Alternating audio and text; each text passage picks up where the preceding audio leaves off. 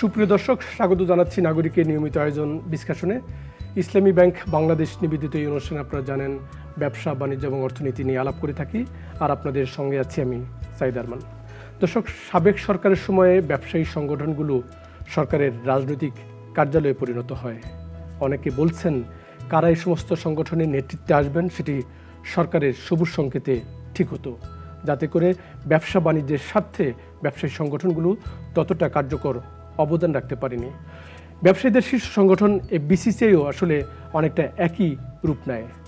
গত এক বছরে অবশ্য ব্যবসায়ী সংগঠনটির যোগ্য নেতৃত্ব না থাকায় ব্যবসা বাণিজ্যের পরিবেশ নিয়ে খুব বেশি অবদান রাখতে পারছে না। এসব বিষয় নিয়েই আজ আমরা আলাপ করব। আমার অতিথি আব্দুল হক, তিনি আসন্ন বিসিসিআই নির্বাচনে প্রেসিডেন্ট পদপ্রার্থী, বর্তমানে গাড়ি আমদানিকারক এবং ডিলার সমিতির প্রেসিডেন্ট হিসেবে রয়েছেন। আব্দুল হক, আপনাকে আমার অনুষ্ঠানে স্বাগত জানাচ্ছি। আসসালামু আলাইকুম, শুভেচ্ছা, সালাম, আদাব সবাইকে। আচ্ছা, একটু আলোচনাটা একটু অন্যভাবে শুরু করতে চাই, যেহেতু বিসিসিআইকে আমরা ফোকাস করে আলোচনা করব। একটু বলবেন যে আমি যেটি একটু বলবার চেষ্টা করছিলাম যে ঠিক আছে, বিসিসিআই অনেকটা রাজনৈতিক কার্যালয়ে পরিণত হয়, আমরা বিগত সময় দেখেছি, কিন্তু গত এক বছর তো এটি আবার নেতৃত্ব শূন্য, যার কারণে ব্যবসা বাণিজ্য এমনিতেই গত এক বছর নানা রকম টানাপোড়েনের মধ্যে দিয়ে যাচ্ছে। এই সময় তো বিসিসিআইর যে অবদানটা রাখার কথা ছিল সেটি পারেনি অনেক ব্যবসায়ী, তেমনটি বলছেন। একটু আপনার মতটা কি? আপনাকে অনেক ধন্যবাদ এবং সুধী দর্শককে সালাম ও শুভেচ্ছা জানাচ্ছি। প্রথমে আমি শ্রদ্ধাভরে স্মরণ করতে চাই আমাদের প্রাক্তন সভাপতি, বিসিসিআইর প্রেসিডেন্ট এবং ঢাকার মেয়র শ্রদ্ধেয় আনিসুল হক সাহেবকে, যার সাথে আমি তার কমিটিতে ছিলাম। আমরাই প্রথম একটা বড় রকমের পরিবর্তন আনতে পেরেছিলাম ফেডারেশন চেম্বারে। তারই মালিকানার নাগরিক টিভিতে বসে আমি তাকে শ্রদ্ধাভরে স্মরণ করি, তার আত্মার মাগফিরাত কামনা করি।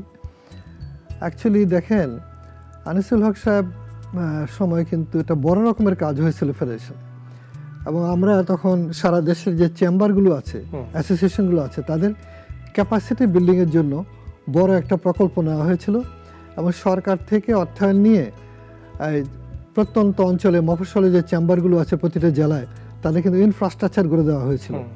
এবং ফেডারেশন চেম্বারের ইনফ্রাস্ট্রাকচার করার জন্য একটা নতুন বিল্ডিং ভবন টবন করা হয়েছিল।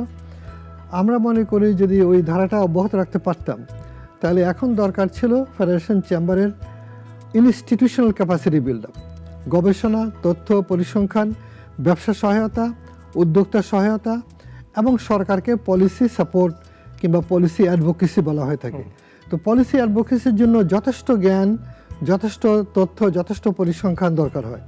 অত্যন্ত পরিতাপের বিষয় যে বিগত সময়ে টোটালি পলিটিসাইজ হওয়ার কারণে কেবল রাজনৈতিক আপনার সিদ্ধান্তেই কিন্তু এখানে নেতৃত্ব এসছে, যার জন্য তারা কিন্তু সরকারের কোনো সমালোচনা কিংবা ওইরকম ব্যাপারগুলো তারা বুঝতেই পারে না, তাদের কাজটা কি তারা তাও হয়তো অনেক ক্ষেত্রে জানতো না। যার জন্য এখানে যে ফেডারেশন চেম্বার কিংবা জাতীয় চেম্বার যেভাবে বলেন না কেন, পৃথিবীর সব দেশেই কিন্তু আছে, এমনকি কমিউনিস্ট কান্ট্রিতেও আছে, রাজতন্ত্রেও আছে। কারণ বণিক সমিতি বলা হতো, তো বণিক সমিতির এখান থেকে কিন্তু সরকারকে কোথায় কোথায় পলিসির সংকট হচ্ছে, কোথায় কোথায় পরিবর্তন দরকার, কোথায় ব্যবসা বাধাগ্রস্ত হচ্ছে, কোথায় দুর্নীতি হচ্ছে সমস্ত। এবং আমরা কিন্তু ফেডারেশন চেম্বারে আনিসুল হক সাহেবের সময় আমরা প্রত্যেকটা বিষয়ে কিন্তু কথা বলেছি, শিক্ষা থেকে আরম্ভ করে স্বাস্থ্য, এই বিদেশের শ্রমিক যাবে সেগুলো থেকে শুরু করে ব্যবসা বাণিজ্য, দুর্নীতি, কাস্টম সার্ভিস, সবটা জায়গাতে কিন্তু আমরা অত্যন্ত জোরালোভাবে চেষ্টা করেছি যে কি হওয়া উচিত। এবং অনেক ক্ষেত্রে আমরা জাতীয় রাজস্ব বোর্ডের চেয়ারম্যানকে পর্যন্ত পরিবর্তন করা সামরিক শাসনের সময় সরকারকে বাধ্য করা হয়েছিল যে তিনি হয়তো ব্যবসায়ীদের পক্ষে কথা বলছেন না কিংবা এরকম একটা অবস্থায়। তো সেরকম ঘটনা ঘটেছে। এখন বলতে পারেন যে বর্তমানে যেটা হয়েছে সেটা কিন্তু অত্যন্ত, আমি বলবো, বেদনাকর। কারণ এটা দেশের প্রধান চেম্বার, তার এক বছর পর্যন্ত কোনো প্রতিনিধিত্ব নাই, এবং এটা অন্তর্বর্তীকালীন সময়ে একজন প্রশাসক আছেন যিনি এক বছরে এখন পর্যন্ত ইলেকশনে নিতে পারেন। এটা তার দোষ না, কারণ সবাই চাচ্ছে এটা সংস্কার হোক। অনেক রকমের দাবি এখানে ছিল, সরাসরি ভোটে প্রথম এবার নির্বাচন হবে, এটা এই বর্তমান সময়ের দাবির একটা কাছে সরকার মেনে সেটাকে সংস্কার করেছে। এখন সরাসরি ভোটের ক্ষেত্রে কি হবে, টেকনাফ থেকে তেঁতুলিয়া একটা প্রেসিডেন্টকে দেশের প্রধানমন্ত্রী কিংবা প্রেসিডেন্টের চেয়ে বেশি রকমের কষ্ট করে কিন্তু ভোট পেতে হবে, প্রত্যেকটা জেলা চেম্বার থেকে ভোট পেতে হবে, প্রত্যেকটা অ্যাসোসিয়েশন থেকে সরাসরি ভোটে নির্বাচিত হবে। মানে আগে আমি একটু আপনাকে বলার জন্য সুবিধার জন্য বলছি যে আগে যেটি এই যে 80 জন পরিচালকের পদ তার অর্ধেকের কাছাকাছি তো যারা বিনা ভোটে আসতেন, এখন যেটি 40 বা 46 যেটি সংখ্যা হচ্ছে সেটি সবাইকে নির্বাচিত হয়ে আসতে হবে এরকম নাকি? এর মধ্যে এখানে কিন্তু কতগুলো মেজর খাত, যেটা 12টা চেম্বার থেকে 12 জন, অ্যাসোসিয়েশন থেকে 12 জন আপনার হয়ে আসবেন, টোটাল হয়তো 12 জন, টোটাল 6 জন 12 জন মোস্ট প্রবাবলি, আর বাকিটা হবে নির্বাচিত। তো এই নির্বাচিত যারা হবেন তারা চেম্বার গ্রুপ অর্ধেক, অ্যাসোসিয়েশন গ্রুপ অর্ধেক। এখানেও কিছু অস্পষ্টতা এখনও আছে, যেমন আগে ছিল চেম্বার গ্রুপকে চেম্বার গ্রুপ নির্বাচিত করতো, এখন কিন্তু প্রেসিডেন্টকে সমস্ত গ্রুপের ভোট পেয়ে আসতে হবে। তার মানে এটা বিশাল কর্মযজ্ঞ, কিন্তু সেই টেকনাফ থেকে তেঁতুলিয়া এবং অ্যাসোসিয়েশনগুলো। তো এখন এইখানে কাজ অনেক অনেক অনেক কাজ, যেমন ধরেন এই মুহূর্তে যেমন দেশে ব্যবসা বাণিজ্যে অনেক স্থবিরতা আছে, তারপরে আমাদের বিনিয়োগ অনেক কমে গিয়েছে, তারপরে বিভিন্নভাবে মিল কারখানাগুলো অনেক ইন্ডাস্ট্রি মারাত্মক ক্ষতিগ্রস্ত হয়েছে, এবং পৃথিবীর ইতিহাসে নজিরবিহীন যে লুটপাট হয়েছে ব্যাংকে, তার প্রভাব কিন্তু আমাদের ইন্ডাস্ট্রিগুলোতে বিজনেসে পড়ছে। সাধারণ মানুষের কাছে কিন্তু টাকা নেই, কিনতে পারছে না, এবং ইনফ্লেশনের কারণে যে বেতন পেত বিশেষ করে নিচের আয়ের মানুষ, তাদের জীবন কিন্তু মারাত্মকভাবে ক্ষতিগ্রস্ত। একটা পরিসংখ্যান বলছে, পিপিআরসি এটা মানে স্টাডি করেছে, তার দেখা যায় 20% মানুষ উত্তরবঙ্গে তারা মনে করে যে জীবনের কোনো অর্থ হয় না, এত হতাশ, পারলে আত্মহত্যা করে। এটা কিন্তু রাষ্ট্রের জন্য মারাত্মক রকমের একটা উদ্বিগ্নতার বিষয়, এবং বিশাল আপনার বেকারত্ব বেড়ে গিয়েছে। এই সবের কারণ কি? কারণ হচ্ছে বিনিয়োগ নাই। আমাদের অনেক বেশি করে বিনিয়োগ আনতে হবে, এবং ব্যাপকতর বিদেশি বিনিয়োগের জন্য আমাদের খুলে দিতে হবে আমাদের দেশকে। তো সেটার জন্য যে প্রস্তুতি, যে সংস্কার, আমি মনে করি যে ফেডারেশন চেম্বারের অন্যতম কাজ হবে আগামীতে রাষ্ট্রীয় সংস্কারে বড় রকমের ভূমিকা রাখা, যাতে ব্যবসা বাণিজ্যের এই যে বাধাগ্রস্ত করার যে কাজগুলো আছে, যে এতগুলো মিনিস্ট্রি আসলে দরকার নাই। কি হলে পর ভালো হবে সেটা ভিয়েতনামের উদাহরণ, চীনের উদাহরণ, জাপান উদাহরণ দেখে আমার মনে হয় ব্যাপক সংস্কার করার প্রস্তাবনাগুলো ফেডারেশন চেম্বারকে সরকারের সাথে কাজ করতে হবে। আপনাদের একজন ব্যবসায়ী নেতা মাহবুবুর রহমান, আইসিসির প্রেসিডেন্ট, তিনি সম্প্রতি একটি মন্তব্য করেছেন যে এই অন্তর্বর্তী সরকারের সঙ্গে ব্যবসায়ীদের একটি দূরত্ব রয়েছে। এটি কি আপনি মনে করেন কিনা যে বিসিসিআই অকার্যকর থাকবার কারণে আসলে ব্যবসায়ীদের সঙ্গে সরকারের এই দূরত্বটি তৈরি হচ্ছে? আমার মনে হয় তিনি সঠিক বলেছেন। আমার মনে করি যে মাহবুবুর রহমান সাহেবের এই অনুভূতিটা সঠিক, কারণ এটা যেহেতু এখানে অ্যাক্টিভ নাই ফেডারেল চেম্বার, সে কারণেও কিন্তু এটা হয়েছে। আবার সরকারের মধ্যে এক ধরনের যে এভাবে চললেই ভালো, বেসরকারি খাত নাই, অতএব দাবি দেওয়া নাই, কিংবা তেমন একটা কথা শুনতে হয় না, সেটা তারা খুব কমফোর্টেবল মনে করছে। এমনকি বিদেশে গিয়ে চুক্তি হচ্ছে দ্বিপাক্ষিক, বহুপাক্ষিক, সেখানে ব্যবসায়িক প্রতিনিধি ছিল না। তো এটা তো মারাত্মক ব্যাপার, এটা তো হতে পারে না। অতএব আমি বলি না যে ব্যবসা মানে গভর্নমেন্ট ভুল করেছে কিংবা তা না, কিন্তু এটা তো একেবারে আবশ্যক ছিল যে ব্যবসায়ী প্রতিনিধি ছাড়া কোনো রকমের পলিসি হবে না, কোনো রকমের আলোচনা হবে না। যেমন জাপান বাংলাদেশ হচ্ছে ইকোনমিক পার্টনারশিপ এগ্রিমেন্ট, সেখানে কিন্তু ব্যবসায়িক প্রতিনিধি নাই। সেখানে Japan PPED, public private economic dialogue, একটা কমিটি আছে বিটুইন জাপান এন্ড বাংলাদেশ। আগে এটা ছিল, আমি যেটা থেকে জাপানের সর্বোচ্চ রাষ্ট্রীয় পুরস্কার পেয়েছি যেটা গঠন করে, সেটা এখন টোটালি গভর্নমেন্ট দেখে, এবং তারা সুযোগ পেয়ে প্রাইভেট সেক্টরকে টোটাল বাদ দিয়ে দিচ্ছে, নাই, প্রাইভেট সেক্টর অনুপস্থিত। এটা তো মারাত্মক ব্যাপার।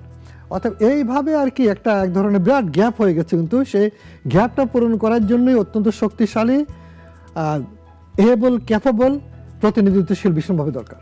আপনি যেটি বলছিলেন যে বিসিসিআই সংস্কার পুনর্গঠন আপনারাও চাচ্ছেন, কিন্তু এক বছরেও তো নির্বাচনটি আয়োজন করা গেল না।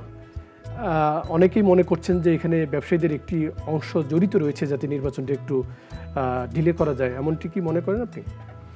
এখানে কিছু পক্ষ এরকম আছে যারা মনে করছে হয়তো নির্বাচনটা এখন এই মুহূর্তে, যেহেতু জাতীয় নির্বাচন সামনে আসছে, এই মুহূর্তে নির্বাচনটা কেমন হবে, হয়তো যদি ডিসেম্বরে হয়ে যায় তাহলে এক ধরনের পরিবেশটা কেমন হবে, এইসব কারণে একটা ইয়ে আছে আর কি, পক্ষ বিপক্ষ আছে। কিন্তু অ্যাকচুয়ালি একটা শক্তিশালী কমিটি, নির্বাচিত কমিটি ভীষণভাবে দরকার, এবং সেটার একটু আগে আলোচনা করেছি, এই না থাকাতে যে ক্ষতিটা হচ্ছে, এই ক্ষতিটা ব্যাপক। এবং এই ক্ষতিটার কারণে কিন্তু একটা আস্থাহীনতা তৈরি হচ্ছে বিভিন্নভাবে, ব্যবসা, আমদানি রপ্তানি, তারপরে হলো অ্যাক্টিভিটি, এবং সবচেয়ে বড় কথা পলিসি যেগুলোতে সরকারের যেখানে ইনপুট দরকার সেটা হচ্ছে না। সেজন্য আমি মনে করি যে এটা স্পষ্ট, যদি পরেও হয় এটা ঘোষণা করে দেওয়া উচিত, এবং যে সংস্কারগুলো নিয়ে এখনও আপত্তি আছে সেগুলোও ঠিক করে ফেলা উচিত এই সুযোগে, তাহলে যাতে এই বডিটাকে একদম আন্তর্জাতিক মানে নিয়ে যাওয়া যায়, আর কোনো সমস্যা কিংবা না থাকে।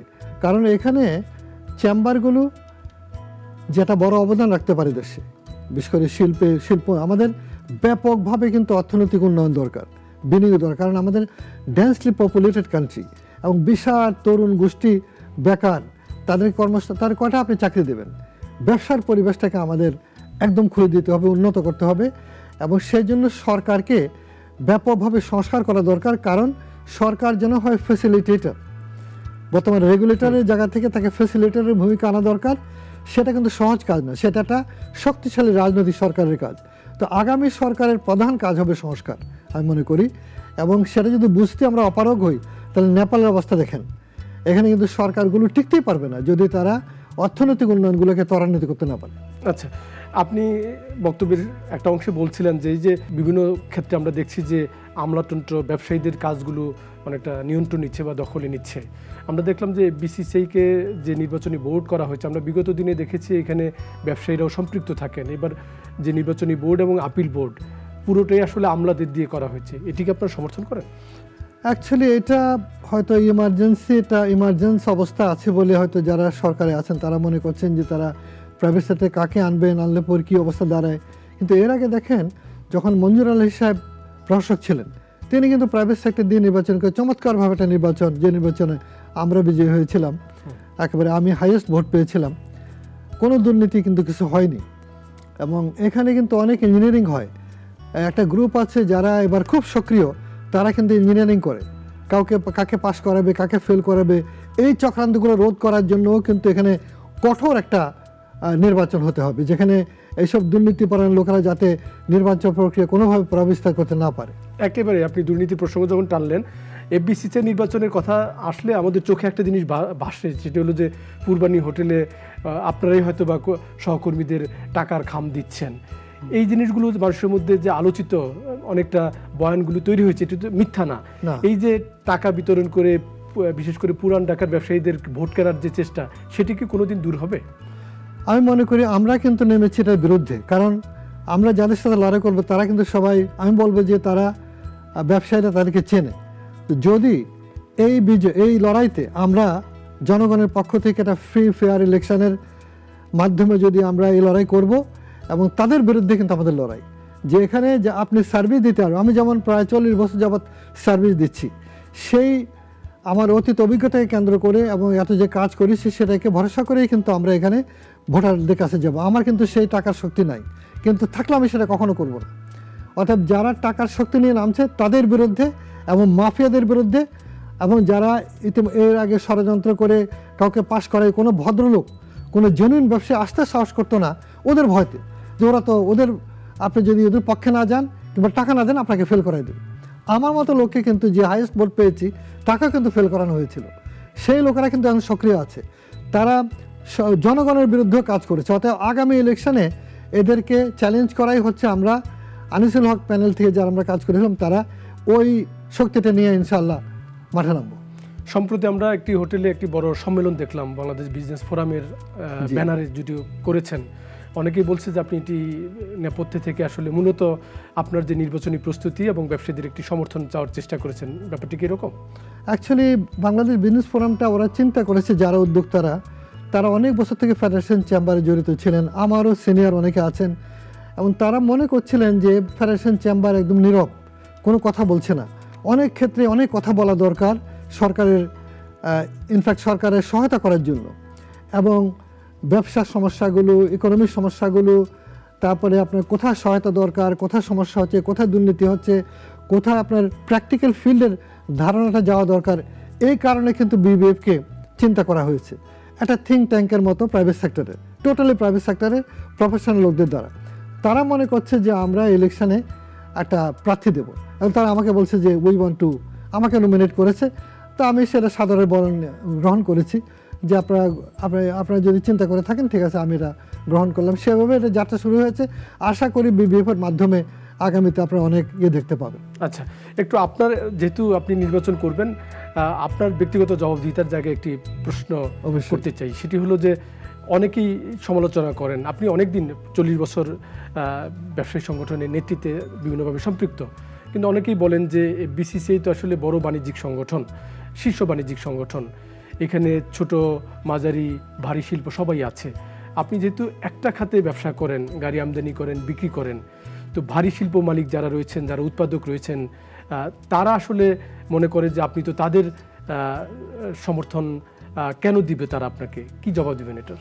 অ্যাকচুয়ালি আমি কিন্তু 40 বছর যাবত যে কাজ করেছি সেটা হয়তো আমাদের ব্যবসায়িক, আমি কিন্তু সকল গ্রুপের জন্য কাজ করেছি, সমস্ত সেক্টরের জন্য কাজ করছি। এখন এই মুহূর্তে আমি বাংলাদেশ ব্যাংকের নীতি সহায়তা কমিটিতে আছি। সেখানে গতকালকে আমাদের একটা গ্রুপ ছিল যাদের 12,000 কোটি টাকার ব্যাপার ছিল। তো তাদের জন্য কিন্তু আমি কাজ করি, সেই 3টা থেকে রাত 9টা পর্যন্ত, 9:30 পর্যন্ত আমরা কাজ করেছি। ফলে আমি মনে করি যে একমাত্র আমি দাবি করতে পারি যে আমি সমস্ত গ্রুপের জন্য, ক্ষুদ্র মাঝারি, পুরনো ঢাকাতে আমি প্রথম প্রয়াত অর্থমন্ত্রী কিবরিয়া সাহেবকে নিয়ে গিয়ে দেখিয়েছিলাম যে এখানে ইন্ডাস্ট্রির যেটা বিরাট অপরচুনিটি আছে, ছোট ছোট, তারা যে কী অবদান রাখছে আর কেউ কিন্তু এটা নিতে পারে নাই, চিন্তাও করে নাই। আমি নিয়ে গিয়েছিলাম। আমি ট্যাক্স কমিটিতে প্রয়াত আমাদের বাংলাদেশের অত্যন্ত বরেণ্য অর্থনীতিবিদ অর্থমন্ত্রী সাইফুর রহমান সাহেব থেকে শুরু করে কিবরিয়া সাহেব, এবং তারপরে আবুল মাল আব্দুল মুহিত সাহেব, এবং মাঝখানে কেয়ারটেকার গভর্নমেন্ট, সবার সাথে কাজ করার একটা অপূর্ব সুযোগ আমি পেয়েছি জীবনে, যেটা অন্য কোনো ব্যবসায়ীর নাই।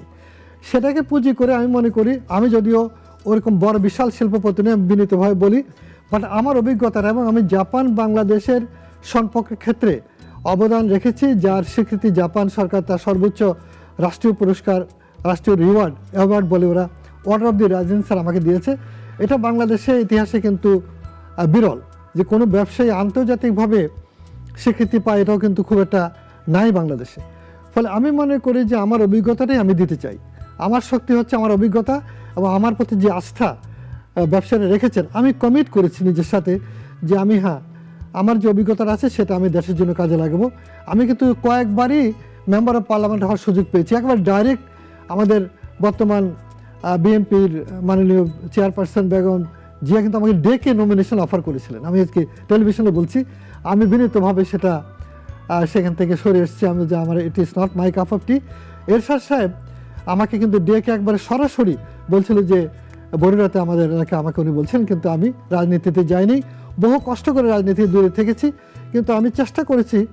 আমার মনে হয়েছে ফেডারেশন চেম্বার অনেক বড় একটা ফোরাম, যদি কেউ এটা কমিট করে, যেমন আমরা আনিসুল হক সাহেবের সময় অনেক বড় কাজ করে দেখিয়েছি। এখান থেকে কিন্তু দেশের শিল্প, বাণিজ্য, সামাজিক উন্নয়ন, অর্থনৈতিক উন্নয়ন, আইন শৃঙ্খলা থেকে শুরু করে রাষ্ট্রের সংস্কার, সব ব্যাপারে কিন্তু অনেক বড় অবদান রাখার সুযোগ আছে, অনেক বড়। আমি বিশ্বাস করি বলেই এই চেষ্টা করব, এবং সেটা আমাদের পুরো ব্যবসায়ী সমাজ, দেশের 4 কোটি ব্যবসায়ী সমাজের প্রতিনিধিরা চিন্তা করবেন। যেহেতু এবার ডাইরেক্ট ইলেকশন, আমি মনে করছি যে এবার আমরা দেখি আমাদের ব্যবসায়ী সমাজ কি মনে করে। একটু আপনি রাজনীতির প্রসঙ্গ টানছিলেন। আমরা বিগত দিনে, আমি যেটি শুরুতে বলেছিলাম যে বিসিসিআই কীভাবে রাজনীতিকরণ হয়েছে, অনেকটা মনে হয়েছে যেটি দলীয় কার্যালয়ে পরিণত হয়। এখন আমরা দেখছি আরেকটি পক্ষ, আপনারা এবার যাদের 3 জনের নাম শোনা যাচ্ছে, আপনি, মোহাম্মদ আলী সাহেব এবং শওকত আজিজ রাসেল, 3 জনের নাম শোনা যাচ্ছে। আপনারাও তো একটি রাজনৈতিক আদর্শের কাছাকাছি অনেকেই মনে করেন। তো এই যে বিসিসিআইতে কেবল কি মুখ বদল হয়ে নতুন রাজনৈতিক পক্ষ কি দখল নিলেন, এরকম কি হবে? না, আমার মনে হয় এটা হবে না। কারণ হলো অতীত অভিজ্ঞতা থেকে আরম্ভ করে আমি মনে করি যে কোনো সরকারি দল কিংবা সরকার যারা গঠন করবেন, তারা হয়তো ডেফিনেটলি চাইবেন যে ফেডারেশন চেম্বারে যারা থাকবে তারা, এটাকে বলা হয় প্যারাস্টাটাল, এটা রাষ্ট্রের একটা অঙ্গের মতো। তো সেখানে তারা কোনো বিরোধী পক্ষ চাইবে না, এটা ঠিক। এবং বিরোধিতা কিন্তু কাজ না, কাজ হচ্ছে অ্যাডভোকেসি করা, নাম্বার 1 জব। অ্যাডভোকেসি করার একটা ক্যাপাসিটি, অভিজ্ঞতা ভীষণভাবে দরকার। এবং সেটার জন্য দেশের এন্টায়ার ইন্ডাস্ট্রি, ভারী ইন্ডাস্ট্রি, ক্ষুদ্র মাঝারি এবং বিশাল বেকারত্ব, সবটা ব্যাপারেই কিন্তু এখানে কথা বলা কিংবা অ্যাপ্রোপ্রিয়েট ইনপুট দেওয়া দরকার, যেটা কিন্তু আমরা ওইরকমভাবে দিতে পারি নাই। অতএব ফেডারেশন চেম্বারের মাধ্যমে দেশের বিশাল যে চেম্বারগুলো আছে মানে সারা দেশে তাদের ইনস্টিটিউশনাল ক্যাপাসিটি বিল্ড আপ করে দিয়ে একটা যদি যাকে বলে পেশাজীবী দেওয়া যায়, যেমন ওখানে যদি পরিসংখ্যানবিদ থাকে, ইকোনমিস্ট থাকে, মার্কেটিংয়ের লোক থাকে, ফাইন্যান্স করা, নতুন শিল্প কিংবা ব্যবসা প্রতিষ্ঠার ক্ষেত্রে সহায়তার কিন্তু কোনো ইনস্টিটিউশন নাই, জিরো। অর্থাৎ আমরা যে বিশাল বেকারত্ব, মনে করেন প্রতি বছর 20 থেকে 22 লক্ষ তরুণ বাজারে আসছে, তাদের কোথায় জব হবে, কতজন বাইরে যাবে, কতজনই বা চাকরি পাবে। অতএব আমাদের বড় চ্যালেঞ্জ হবে দেশে একটা ব্যবসার বড় পরিবেশ তৈরি করা এবং বিশ্ব বাজারে ঢোকা। আমরা মনে করছি যে অনেকগুলো কোম্পানি গড়ে দেওয়া সম্ভব যেখানে তারা রপ্তানির দিকে যাবে এবং বিশ্ব কিন্তু খোলা। এখন এই যে ট্রেড ওয়ার, এই ট্রেড ওয়ারের পরিণতিতে কিন্তু আগামীতে কি হবে এটা কিন্তু কেউ জানে না। এটা কি বিশ্বে যুদ্ধরূপ নিতে পারে, সেই ক্ষেত্রে আমাদের কী হবে, যেমন আমাদের খাদ্য নিরাপত্তা, কৃষির ক্ষেত্রেও কিন্তু আমাদের বড় চিন্তার বিষয় আছে। আবার এই যে মনে করেন প্রায় 1.5 কোটির মতো মানুষ বিদেশে আছে যারা প্রতিদিন টাকা পাঠাচ্ছে বলে এত বড় হরি লুটের পরে বাংলাদেশে যে লুটপাট হয়েছে তারপর ইকোনমি কলাপস করে না, এটা কিন্তু মিরাকেল। এটাকে ধরে রাখা, যেমন এই কলাপস তো করেনি, বরং উল্টা এখন কিন্তু ডলারের দামটা স্টেবল হয়েছে অল্প সময়, 1 বছরের মধ্যে কিন্তু আমরা একটা জায়গায় এসেছি, thanks to Bangladesh bank, thanks to আমাদের মোটামুটি অর্থ উপদেষ্টারা যা করেছেন আমি মনে করি এটা ধন্যবাদ পাওয়ার যোগ্য। ক্যাটাগরি গভর্নমেন্ট যতটুকু করেছেন, এখন সেই জায়গায় এই ফেডারেশন চেম্বারে আবার আগের মতো রাজনীতিকরণ করে হবে এটা আমি আশা করি না। আচ্ছা, রাজনীতিকরণ প্রসঙ্গে আরেকটু জানতে চাই। আমরা বিগত দিনে দেখেছি যে এই প্যানেলে কারা থাকবেন সেটি একটা বড় একটি খেলা তৈরি হয়। আসলে টাকার বিনিময়েও আসলে অনেককে প্যানেলে নিয়ে আসা হয়, এরকমটা শোনা হয়। এমনকি যারা অফিস বেয়ারার হন, গুলশানে কার্যালয় কিনে দিবেন এরকম শর্তে তাদেরকে ভাইস প্রেসিডেন্ট করা হয়েছে, এরকম কথাও কিন্তু আমি জেনেছি। একটু বলবেন যে আপনি এখানে স্বচ্ছতা আপনার প্যানেলে কাদেরকে নিয়ে আসবেন সেটি কিভাবে নিশ্চিত করবেন? আমি ডেফিনেটলি আশ্বস্ত করতে পারি আপনার মাধ্যমে যে আমরা টোটালি সত্যিকার ব্যবসায়ী, সত্যিকার ইন্ডাস্ট্রিয়ালিস্ট, তাদের প্রতিনিধি এখানে থাকবে। এই বিবেচনা নয় যে তার টাকা দেবে, খরচ করবে সেই জন্য না, বরং এটা অনুদান দিতে পারে কোনো একটা ইনস্টিটিউশন ডেভেলপমেন্টের জন্য, আমাদের চিন্তার জায়গাগুলোতে, গবেষণার জায়গাগুলোতে সেটা হতে পারে। সেটা পৃথিবীর সব জায়গায় হয় যে তার নামে একটা ইনস্টিটিউশন হলো, তিনি অবদান রাখলেন, তিনি এটা দান করলেন, আমরা সেখানে কোনো ট্রেনিংয়ের ব্যবস্থা করি, এগুলো হতে পারে। কিন্তু টাকা দিয়ে পজিশন আমি মনে করি যে আমরা এটা কখনো করবো না। আমরা সত্যিকার ব্যবসায়ীদেরকে এবং সত্যিকার আমাদের এখানে নারী থেকে আরম্ভ করে আপনার তরুণ উদ্যোক্তা, ক্ষুদ্র মাঝারি, হেভি ইন্ডাস্ট্রি, বড় ইনভেস্টর সবাই মিলে কিন্তু আমরা এই পরিষদ গঠন করার চেষ্টা করি। আচ্ছা, একটু আপনি যেহেতু বাংলাদেশ ব্যাংকের নীতি সহায়তা কমিটিতে রয়েছেন, রুগ্ন প্রতিষ্ঠানগুলোর জন্য যে সহায়তার জন্য বাংলাদেশ ব্যাংকের কমিটি, একটু বলবেন যে এখানে তো 1250-এর বেশি আবেদন জমা পড়ে। এখন পর্যন্ত এখানে আসলে আপনারা কী পরিমাণ আবেদন নিষ্পত্তি করেছেন, এটি একটি ব্যাপার। আর একই সঙ্গে একটি প্রশ্ন উঠেছে যে এই কমিটি তো 50 কোটি টাকার বেশি যারা ঋণ গ্রহীতা তাদেরকে সহায়তা দিচ্ছেন, যারা এসএমই প্রতিষ্ঠানের কথা আপনি বলছিলেন তাদের জন্য আসলে কোনো সহায়তার সুযোগ এই কমিটির কাছে ছিল না, এটি তো একটি বৈষম্য, এর কি ব্যাখ্যা দিবেন? অ্যাকচুয়ালি হয়তো বাংলাদেশ ব্যাংক যেটা চিন্তা করেছে যে লার্জ ইন্ডাস্ট্রিগুলো মূলত যারা ক্ষতিগ্রস্ত হয়ে গেছে রাজনৈতিক কারণে, বিভিন্ন কারণে হয়েছে, সেই ইন্ডাস্ট্রিগুলো দেশের সম্পদ, তারা যেন বসে না যায়, চালু থাকতে পারে, বিশেষ করে এমপ্লয়মেন্ট যেখানে আছে, সেই কারণে কিন্তু চিন্তা করে করা হয়েছে। এখন সেখানে তারা মিনিমাম রেখেছিল 50 করোড়। এখন এটা বিভিন্ন অভিজ্ঞতার আলোকে বাংলাদেশ ব্যাংক নতুন করে কিন্তু এটা আবার ব্যাংকগুলোর হাতে দিয়ে দিচ্ছে। সেখানে কিন্তু কোনো সীমারেখা থাকবে না, বরং শুধুমাত্র হয়তো 300 কোটি টাকার উপরে যেগুলো বড় বড় ইন্ডাস্ট্রি সেগুলো হয়তো এই কমিটি কিছু দেখবে, বাকিটা কিন্তু পুরোটাই ব্যাংকগুলোর হাতে দিয়ে দেওয়া হবে। এখন প্রশ্ন হচ্ছে ব্যাংকগুলোর হাতে দিলে গ্রাহক ব্যাংক সম্পর্কের ভিত্তিতে যা হওয়ার সেখানে কতটুকু বিবেচনা পাবে ব্যবসায়ীরা, এটা অনেকে আশঙ্কা প্রকাশ করছে। এখানে বাংলাদেশ ব্যাংক তারা একটা মুরব্বী কিংবা একটা প্যারেন্টের মতো বাংলাদেশ ব্যাংক রেগুলেটর হিসাবে বলছে যে না, ব্যাংক আপনারা এটা মেনে নেন, এটা এই সুবিধাটা দেন, এটা এতটুকু মাফ করেন কিংবা এতটুকু আপনার ইন্টারেস্ট কম নেন, এভাবে করে দিতে পারতো। ওইখানে তো এরকম কেউ নাই। ফলে আমি একজন ব্যবসায়ী হিসেবে মনে করি বাংলাদেশ ব্যাংকের একটা এখানে ইনফ্লুয়েন্স করা কিংবা ইন্টারফেয়ার করার মতো ক্ষমতা সবসময় থাকতে হবে। এটা শুধুমাত্র এবং কিছু আপনার সেক্টর স্পেসিফিক সুবিধা দিয়ে দিতে পারে। যেমন ফর এক্সাম্পল জুটের জন্য এরকমভাবে রিস্ট্রাকচার করা যেতে পারে কিংবা রিশিডিউল করা যেতে পারে, এক্সিট করা যেতে পারে। ফার্মাসিউটিক্যালের জন্য এরকম হতে পারে, কোল্ড স্টোরেজের কতগুলো সমস্যা যেটা হতে পারে, এবং অন্যান্য ব্যবসাগুলো অনেক কেন ফার্মাসিউটিক্যালে যেমন মার্কআপ অনেক বেশি, আবার কমোডিটি ব্যবসা কিন্তু মার্কআপ খুব কম, 3% 4% ব্যবসা করে, আবার ফার্মাসিউটিক্যালে 25-30% প্রফিট। অতএব দুটো একরকম হতে পারে না। অতএব এখানে ব্যাংকারদের অভিজ্ঞতা নিয়ে সবাইকে নিয়ে বসে কিন্তু নীতিমালাটা হতে পারে। তাহলে আমার মনে হয় বর্তমানে বাংলাদেশ ব্যাংক যে উদ্যোগটা নিয়েছে এটা কিন্তু ভালোর জন্য নিয়েছে, যাতে ব্যাংকগুলি, যেমন আমরা এমন ইন্ডাস্ট্রিকেও সুযোগ করে দিয়েছি যে ইন্ডাস্ট্রির মালিক এখন অন্তরীণ অবস্থায় আছে কিংবা পলাতক। আমরা ওইটা দেখিনি, আমরা দেখেছি যে ইন্ডাস্ট্রিতে 15, 20, 30 হাজার লোক কাজ করছে, সেটা যেন চালু থাকে। অতএব কার মালিকানা? অ্যাকচুয়ালি একটা শিল্প কোনো ব্যক্তি কবর নিতে পারে না, এটা কিন্তু আলটিমেটলি রাষ্ট্রের কিংবা জনগণের সম্পদ। এইটা যখন না থাকে তখনই কিন্তু শত্রুপক্ষ দাঁড়িয়ে যায়। আমাদের উচিত হবে, আমি মনে করি আজকে আপনার অনুষ্ঠানের মাধ্যমে বলবো, ফেডারেশন চেম্বার থেকে আমরা অর্থনীতির নতুন একটা দর্শনের কথা পরামর্শ দেব নতুন সরকারকে, যে দর্শনের কারণে অনুপস্থিতিতে এখানে অলিগার্ক তৈরি হয়েছে, দানব তৈরি হয়েছে। এই দানবরা কিন্তু দেশের জন্য কাজ করে নাই, তার দেশের অর্থ পাচার করে বিদেশে নিয়ে গেছে, ইতিহাসে নজিরবিহীন লুণ্ঠন হয়েছে দেশে। সেই জিনিস যেন কোনো মতে না ঘটে, সেজন্য আমরা এই ফেডারেশন থেকে অনেক সচেষ্ট থাকবো। আচ্ছা, যারা অর্থ পাচার করেছে, যারা লুটপাট করেছে, যারা ব্যাংক লুটপাট করেছে, ব্যাংকের টাকা মেরে দিচ্ছে, তাদের শাস্তি হোক, সেটি মানুষও চায়, ব্যবসায়ীরা চান, আমরাও সেটি সমর্থন করি। কিন্তু আপনি কিছুটা ইঙ্গিত করছিলেন যে সমস্ত শিল্প কারখানা অনেকেই গড়ে তুলেছেন, কর্মসংস্থান হচ্ছিল, মানুষ চাকরি করেছে, অনেক শিল্প কারখানা কিন্তু তালা পড়েছে, আমরা বিগত 1 বছরে দেখেছি নানা কারণে, মালিকদের ত্রুটি হোক বা ব্যবস্থাপনার ত্রুটি হোক। এটি কিভাবে দেখছেন? আর এর সঙ্গে একটু ছোট করে জবাব দিবেন কিনা, আমরা সম্প্রতি দেখছি দুর্নীতি দমন কমিশন অনেক ব্যবসায়ীর বিরুদ্ধে মামলা করছে, ব্যবস্থা নিচ্ছে। এটি কি অদূর ভবিষ্যতে ব্যবসায়ীদের মধ্যে একটি ভীতিকর পরিস্থিতি তৈরি করছে কিনা? এইভাবে ব্যবসায়ীদের বিরুদ্ধে যদি মামলা হয়, ব্যবসা বাণিজ্যের পরিবেশ সেটি নষ্ট করবে কিনা? ছোট করে যদি একটু জবাবটা দেন। অনেক গুরুত্বপূর্ণ একটা প্রশ্ন করেছেন। আমার মনে হয় যে কোনো উদ্যোক্তা, ইন্ডাস্ট্রিয়ালিস্ট কিংবা তার বিরুদ্ধে কোনো ব্যবস্থা নিতে গেলে অনেক সাবধানতার সহিত নিতে হবে, কারণ আসলে সে জড়িত কিনা। এবং দুদকের অতীতে আমরা দেখেছি দুদকের লোকেরাও কিন্তু অনেক দুর্নীতি করেছে দুদকের নামে। সেটা যেন কোনো মতে না হয়, বাছাই যে করা হবে যে এটা নেওয়া আদৌ এটা দুর্নীতি দমন কমিশন করতে পারে কিনা, সেটার জন্য একটা ভালো কমিটি থাকা উচিত, যে কমিটির মধ্যে ব্যবসায়ীরাও থাকবে, প্রতিনিধি থাকবে।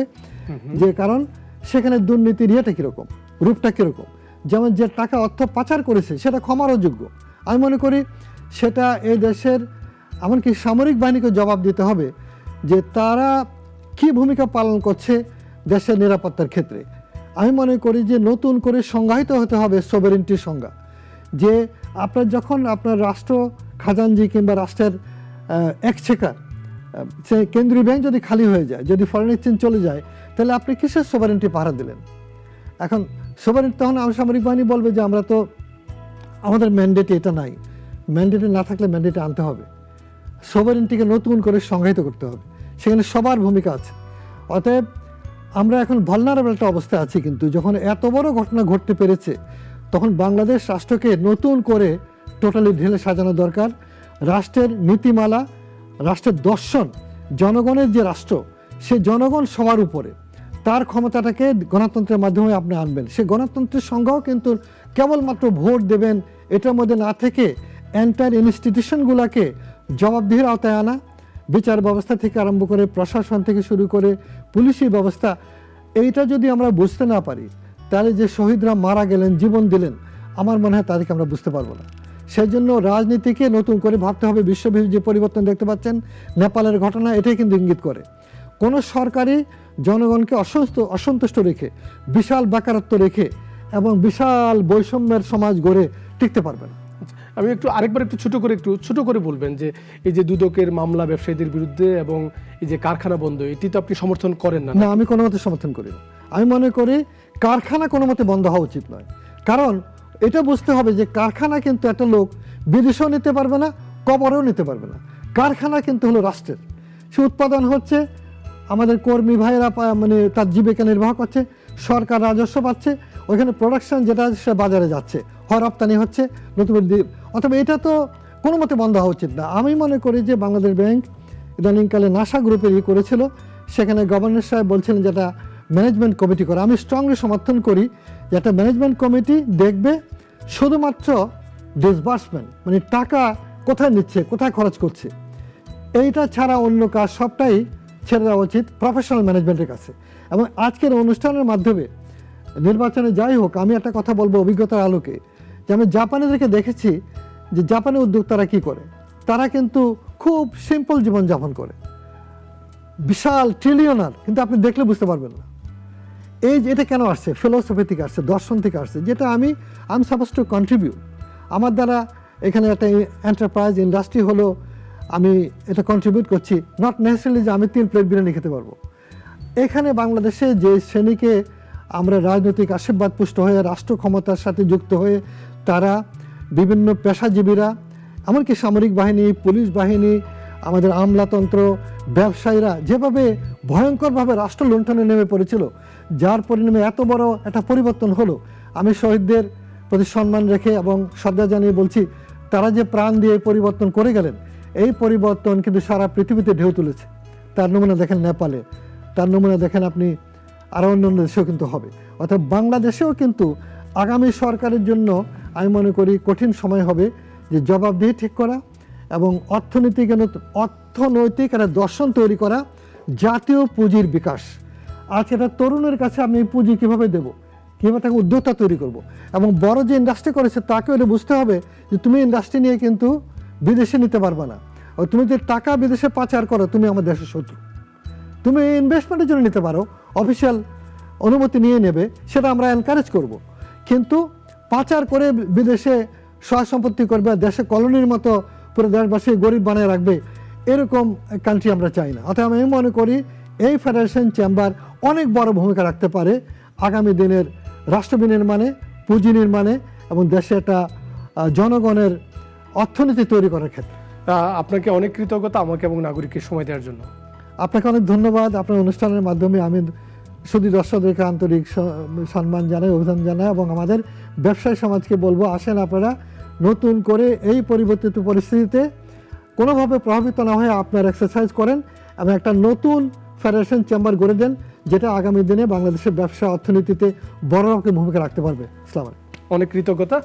প্রিয় দর্শক, ডিসকাশন এই পর্ব আমরা এখানেই শেষ করছি। আজকের আলোচনায় যেটি উঠে এলো যে বিসিসিআই যাতে কোনোভাবেই রাজনীতিকরণ না হয় নতুন করে, আমরা সেটি প্রত্যাশা করি না। একই সঙ্গে কোনো কারখানা, কোনো শিল্পোদ্যোক্তা যাতে রাষ্ট্র দ্বারা কোনোভাবেই নির্যাতিত না হন অন্যায়ভাবে, সেটিও কিন্তু প্রত্যাশা করি। মনে রাখতে হবে যে কারখানা চললে কর্মসংস্থান সচল থাকবে। আজ এখানেই শেষ করছি। সবাই নিরাপদে থাকবেন, সুস্থ থাকবেন।